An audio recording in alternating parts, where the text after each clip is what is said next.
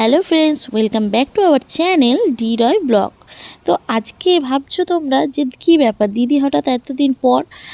তোমরা সবাই জানো আমি আন্দামানে আছি। আন্দামানে নেটওয়ার্কের খুব প্রবলেম, তো সেই জন্য তোমাদেরকে আমি ভিডিও এতদিন দিতে পারিনি। তো ফাইনালি আজকে আমার ঘরে ওয়াইফাই তার ঢুকেছে, তোমরা দেখতেই পাচ্ছ।